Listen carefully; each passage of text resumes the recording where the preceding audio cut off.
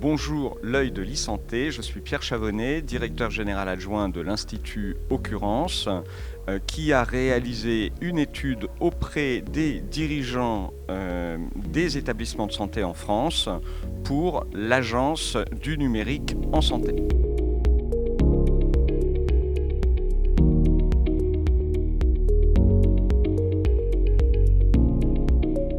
Alors, nous avons 709 dirigeants d'établissements de santé qui ont répondu dans toute la France, de toutes les tailles, et du secteur public et du secteur lucratif.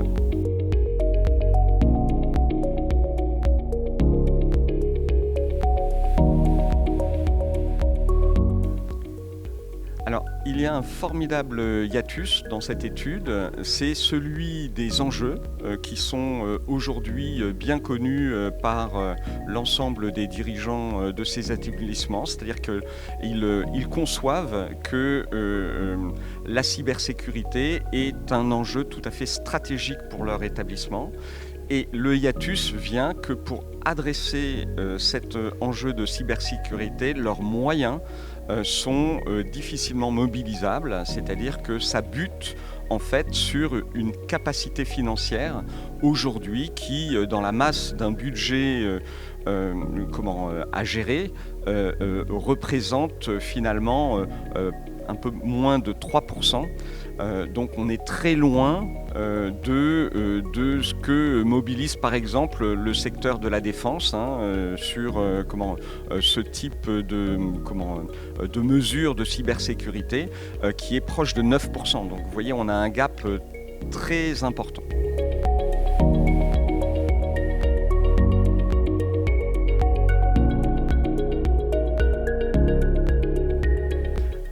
En fait, je pense qu'aujourd'hui, mais c'est dans l'étude, mais aussi dans la matinée qu'on vient de vivre à l'Agence du numérique en santé, en fait, il y a un formidable écosystème. Et dans l'étude, on voit bien que le sujet de la mutualisation, c'est-à-dire ne pas rester seul, et en fait, il y a beaucoup d'établissements publics, mais il y a aussi sur le terrain des acteurs qui peuvent pallier, on va dire, en termes de moyens, en termes d'assistance, en termes de pédagogie, les difficultés que j'ai indiquées, notamment les difficultés financières.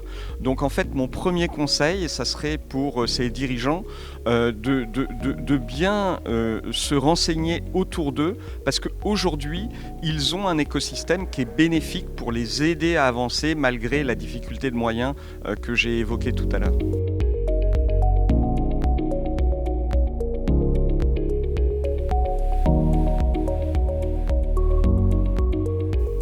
Parce que l'enjeu est stratégique. Donc en fait, qui mieux que le patron d'une entreprise ou ici le patron d'un établissement de santé est capable d'adresser un sujet qui est stratégique. En fait, si on laisse son DSI tout seul, pour les autres parties prenantes, que ce soit la direction des soins, les directions opérationnelles, si le sujet est adressé par le DSI, le message qu'on envoie à l'établissement, c'est que c'est un sujet DSI, alors que c'est tout sauf un sujet DSI. C'est un sujet qui permet la continuité des soins s'il y a attaque. Donc c'est un sujet de santé publique, de se préserver contre les cyberattaques.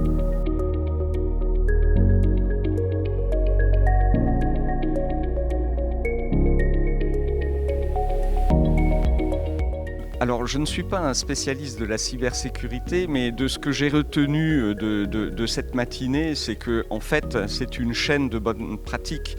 Donc, au-delà des investissements dans le dur, dans les systèmes qu'il faut faire, il y a aussi beaucoup de pédagogie auprès des utilisateurs de ces systèmes.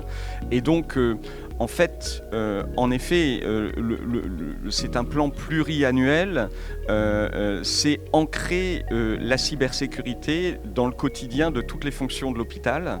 Et en cela, de mon point de vue, ça devrait être à part entière un sujet qui est piloté par le comité de direction.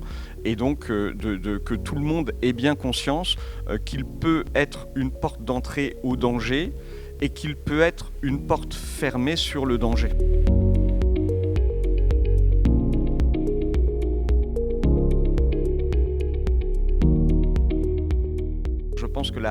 la cybermenace est moins présente aujourd'hui qu'elle ne le sera demain, avec notamment le développement de l'intelligence artificielle.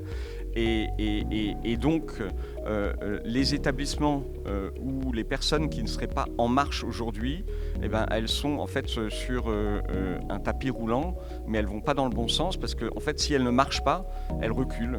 Donc mon conseil, ça serait de se mettre à marcher plutôt vite en fait sur le sujet.